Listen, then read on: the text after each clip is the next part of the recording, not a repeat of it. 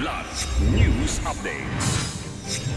Mga balita ngayon, sagupaan ng militar at NPA sa Tanhay, Negros Oriental, ikinasawi ng isang sundalo. Mag-asawang senior citizen patay ng masagasaan ng truck sa Cebu City. Mongolian na student pilot sa Zambales arestado dahil sa umano'y pang-eespiya. Ako po si Cesar Soriano para ihatid ang mga nangungunang mga balita sa buong kapuluan.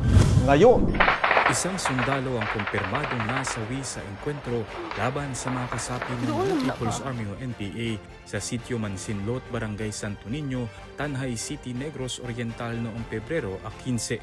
Ayon sa 302nd Infantry Brigade, naganap ang unang sagupaan sa tinatayang 5 miyembro ng Southeast Front makalipas ang alas 5 ng umaga at sinundan pa ng 3 hiwalay na engkwentro.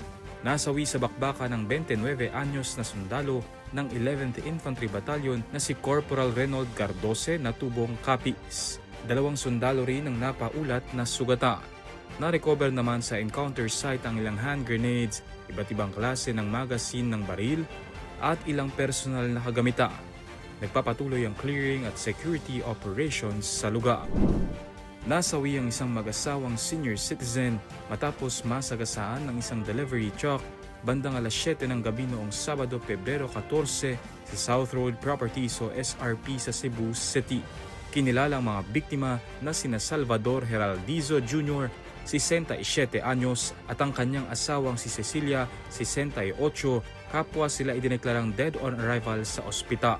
Ayon sa Cebu City Police Office Traffic Enforcement Unit, bumabaybay ang truck sa center lane ng SRP patungong lungsod nang biglang tumawid ang mag-asawa mula sa center island. Pahayag ng driver na si Charlie Alcontin, nakita niya ang mga biktima ngunit hindi na niya napigilan ang sasakyan. Nasa kustodiya na ng pulisya si Alcontin at mahaharap sa kasong reckless imprudence resulting in double homicide. Arestado ng Bureau of Immigration o BI sa tulong ng Armed Forces of the Philippines o AFP at iba pang ahensya ang isang 30 anyos na Mongolian national sa Iba, Zambales kamakailan dahil sa umano'y pang-eespiya. Kinilala ang suspect na si Bold Batar Bold Erdene, isang graduating pilot student sa isang aviation school sa lugar na umano'y dating jet fighter pilot at may hinihinalang kaugnayan sa pamahalaan ng China. Hinuli ang banyaga matapos umanong magsagawa ng aerial photography sa Iba Airport at sa kalapit na Palawig River.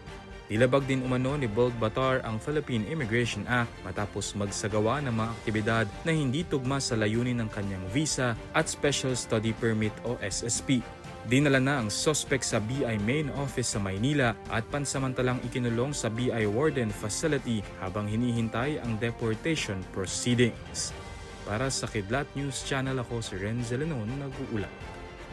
ako po si Cesar Soriano, kasama nyo sa bawat pagputo ng balita.